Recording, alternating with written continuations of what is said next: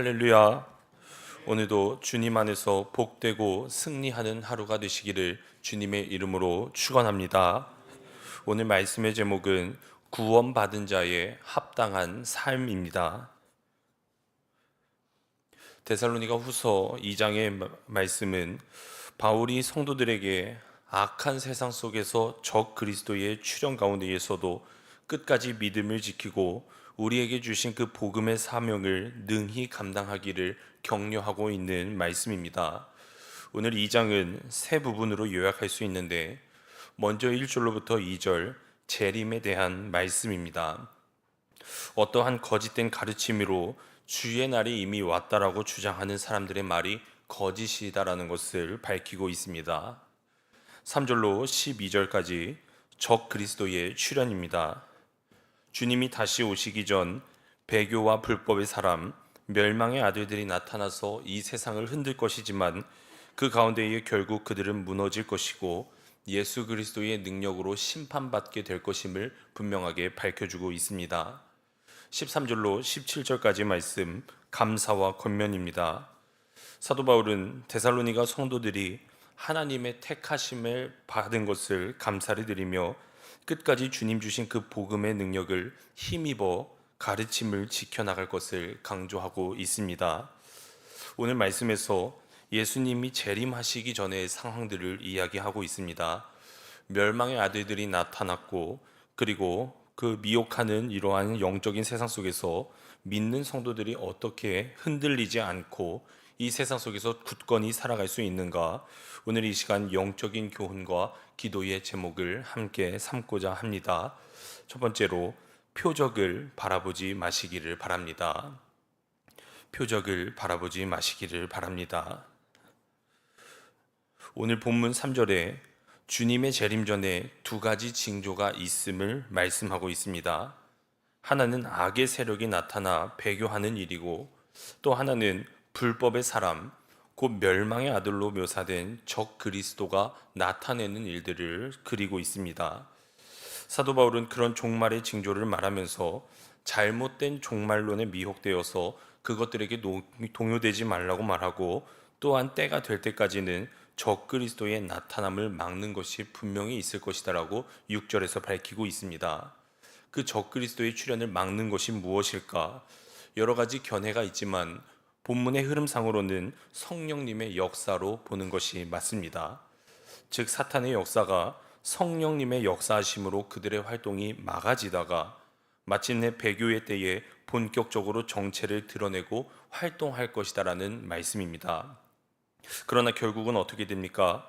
하나님은 마지막 때에 잠시 적그리스도가 세상을 지배하도록 허용하십니다. 그때 적그리스도가 공개적으로 나타나 활동하지만 결국 최후에는 예수님께서 적그리스도를 죽이실 것이고 다시 재림하심으로 말미암아 그들의 모든 활동과 세력이 끝나게 된다라는 말씀입니다. 8절 중반절에 말씀하십니다. 주 예수께서 그 입의 기운으로 그들을 죽이시고 강림하여 나타나심으로 패하시리라. 바울은 이 말씀을 하면서 종말의 때를 대비하라고 말하며 그들의 거짓 선동에 혹하지 말라고 말하고 있습니다. 즉 진리를 믿지 않고 사탄의 능력을 쫓아다니니까 하나님께서는 때로는 그들을 구별하려고 또 그들을 심판하려고 가끔 미혹될 만한 것들을 그들에게 보이게 해서 거짓을 믿을 수 있도록 그냥 놔두실 때도 있다라는 말씀입니다. 그렇게 오늘 말씀을 보면 그 보여지는 능력과 그 보여지는 표적 그리고 기적만을 추구하는 신앙이 때로는 너무나도 위험할 수도 있겠다라는 것을 우리는 알 수 있습니다. 과거에도 그렇고 요즘에도 그렇고 보이는 기적적인 치유의 현장만 있으면 그곳에 몰려드는 사람들이 굉장히 많습니다. 여러분, 그러나 분별해야 할 것은 그러한 중에도 분명히 사탄이 주는 기적도 있다라는 것입니다. 결국 치유가 믿음의 징표가 되기도 하지만 전부 다 믿음의 징표는 될 수도 없다라는 말씀입니다. 오히려 사도 바울은 그저 치유만을 구하며 보이는 기적만 따라다니며 사람들을 참된 진리를 사랑하지 않는 자이기에 오히려 구원을 받지 못할 것이다라고도 언급을 합니다. 이방 종교에도 치유는 있지만 그러나 구원은 없습니다. 기적이 주님보다 앞서면 절대로 안 됩니다. 우리에게 바른 믿음이 있어야만 진정한 치유도 얻게 되고 또한 영혼까지 구원받게 될 줄로 믿습니다. 사랑하는 여러분, 마지막 때에는 저 사탄들이 치유와 능력과 기적을 보여줌으로 신앙의 본질을 어지럽히는 그러한 공격 방법들을 굉장히 많이 사용합니다. 물론 오해하시면 안 되는 것이 참된 믿음에도 분명히 표적은 따릅니다. 그러나 표적이 신앙의 주가 되면 안 된다라는 말씀입니다. 표적의 그 화려함에 영혼을 팔지 않고 오직 주님만을 신실하게 추구하며 나아가게 될 때에 하나님께서 진짜 복음의 표적을 우리에게 허락해 주실 줄로 믿습니다. 그러므로 항상 신실한 믿음으로 종말의 때를 지혜롭게 준비하시고 또 은혜의 역사를 예비하는 그러한 복된 심령들이 되시기를 주님의 이름으로 축원합니다.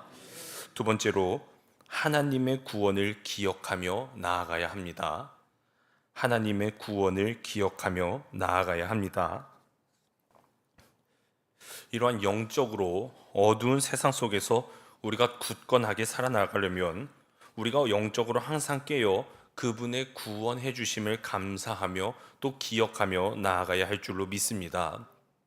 지금도 분명히 하나님의 구원은 이어져 가고 있고 하나님의 그 크신 구원의 활동은 절대로 멈추지 않으신다라는 것, 오늘 우리가 이 자리에서 예배드리고 있는 것 그 자체가 그 증거가 되는 줄로 믿습니다. 하나님이 우리에게 허락하신 그 구원을 오늘 14절에서 말씀해 주십니다. 이를 위하여 우리의 복음으로 너희를 부르사 우리 주 예수 그리스도의 영광을 얻게 하려 하심이니라. 즉 이 말씀은 하나님이 우리들을 복음을 통해서 불러주셨고 진리를 믿게 하심으로 구원을 받게 해 주셨습니다. 그분의 부르심에 믿음으로 응답하여 칭의 구원을 받았습니다. 즉 오늘 말씀에서 이 모든 구원의 진리를 말씀해 주시며 그 은혜에 감사하며 마땅히 하나님 앞에 감사를 올려드리라는 말씀입니다. 그리고 우리가 불의한 이 때에 마지막 때에 절대로 흔들릴 수 없는 이유는 바로 믿는 우리들이 이처럼 하나님의 크신 구원을 받았기 때문에 그 구원의 확신만 우리에게 확실히 있다면 우리는 절대로 흔들릴 수가 없다라는 사도 바울의 고백입니다. 사랑하는 여러분, 여러분들에게는 지금 이러한 구원의 확신이 있으십니까? 간절히 바라기는 그 구원의 확신으로 말미암아 세상 속에서 흔들리지 않으시고 언제나 담대함으로 승리하게 되시기를 주님의 이름으로 축복합니다. 교회를 오래 다닌다고 구원을 받는 것이 아니고 또 공로와 자격으로 구원을 얻는 것은 아니며 오직 믿음뿐인 줄로 믿습니다. 그리고 이 믿음이 있는 자는 멸망의 아들들이 설쳐되는 이러한 세상 속에서 절대로 흔들리지 않고 굳건하게 서 나갈 수 있습니다. 그러므로 우리에게 필요한 것은 자신의 믿음을 날마다 점검하고 또 확인함으로 어떠한 미혹에도 절대로 흔들리지 않는 우리 굳건한 광림의 권속들이 되시기를 주님의 이름으로 축원합니다. 끝으로 선한 일과 선한 말들을 하시기를 바랍니다. 선한 일과 선한 말들을 하시기를 바랍니다. 우리가 마지막 때에 흔들리지 않고 그리고 굳건히 서기 위해서는 오늘 사도 바울의 말에 의하면 선한 일과 선한 말을 많이 하라는 것입니다. 17절입니다. 너희 마음을 위로하시고 모든 선한 일과 말에 굳건하게 하시기를 원하노라. 이 부분은 바울이 데살로니가 성도들을 향한 기도에 나오는 말인데 우리가 성경을 묵상하고 하나님의 뜻을 바르게 아는 것도 중요하지만 늘 강조하듯 그것보다 더 중요한 것은 바로 실천하는 신앙이 더 중요하다라는 말씀입니다. 바울이 이를 위해 기도하는 이유가 무엇입니까? 불의가 행하여지는 그 세상 속에서 나만 선을 행하면서 살아가는 것은 굉장히 어렵기 때문입니다. 그래서 바울은 마지막 때에도 흔들리지 않고 굳건히 선한 일과 선한 말을 할 수 있도록 기도하는 것이었습니다. 사랑하는 여러분, 선한 일과 선한 말은 우리가 받은 이 하나님의 복음이 정말 진리의 복음임을 증명하는 것과 같습니다. 정말 내가 받은 복음이 하나님께서 허락해 주신 그 구원이라면, 정말 내가 지금 얻고 있는 이 복음이 이 세상 그 어떤 것보다 귀한 은혜라면, 우리의 입술에서는 부정의 말과 부정적인 행동이 아닌 오직 선한 일과 선한 말밖에 나올 수 없다라는 하나님의 말씀입니다. 이것이 복음으로 우리를 부르심에 합당하게 행하는 것인 줄로 믿습니다. 에베소서 4장 1절로 3절 말씀입니다. 그러므로 주 안에서 갇힌 내가 너희를 권하노니 너희가 부르심을 받은 일에 합당하게 행하여 모든 겸손과 온유로 하고 오래 참음으로 사랑 가운데서 서로 용납하고 평안에 매는 줄로 성령이 하나 되게 하신 것을 힘써 지켜라. 에베소서에서는 부르심을 받은 일에 합당하게 행하는 선한 일과 선한 말이 구체적으로 무엇이라고 말합니까? 사랑으로 서로 용납하라는 것입니다. 주님께서 우리를 용서해 주셨던 것처럼 우리는 그분을 따르는 제자로서 서로 미워하지 않고 서로 사랑하고 하나됨을 힘써 지켜 나가라는 말씀입니다. 어떻게 해서든 자신의 권리를 주장하고 손해보지 않으려고 하는 이러한 세상 속에서 서로 선한 말로 용납하고 하나 되고 애쓰는 모습이 복음을 복음답게 할 수 있다라고 말씀을 해 주십니다. 오늘 14절 말씀을 다시 봉독하겠습니다. 이를 위하여 우리의 복음으로 너희를 부르사 우리 주 예수 그리스도의 영광을 얻게 하려 하심이니라. 데살로니가 사람들을 무엇이라고 부르십니까? 우리의 복음이라고 분명하게 말씀해 주십니다. 복음은 여러분 오직 예수 그리스도의 복음이지만 오늘 사도 바울은 우리의 복음이라고 말합니다. 예수 그리스도로부터 시작된 복음이 바울을 변화시켰고 그 바울을 통해 검증된 복음이 그들에게 전해져서 그들 모두 또한 다 구원에 이르렀기 때문에 지금 우리들의 복음이라고 표현을 한다는 말씀입니다. 하나님께서 아들을 희생하셔서 우리를 구원하게 하신 복음을 여러분 누구에게 맡기셨습니까? 천사들에게 맡긴 것도 아니고 또 특별한 자를 택해서 맡기신 것도 아니고 오늘을 살아가는 연약한 우리들에게 우리의 복음을 맡기신 줄로 믿습니다. 그렇기에 우리의 복음을 받은 우리들은 오직 선한 일과 선한 말로 살아나가야 할 줄로 믿습니다. 우리가 악한 일을 하고 그리고 우리가 악한 말을 한다면 정말 지금 우리가 가지고 있는 이 복음의 진정성은 의심될 것이고 또 복음의 능력 또한 약화될 것입니다. 여러분, 복음의 능력은 오직 예수 그리스도에게만 있습니다. 즉 우리의 입술에서 고백되는 선한 일과 선한 말뿐이 복음이 온전하게 복음으로 전달될 수 있도록 도와주신다라는 말씀입니다.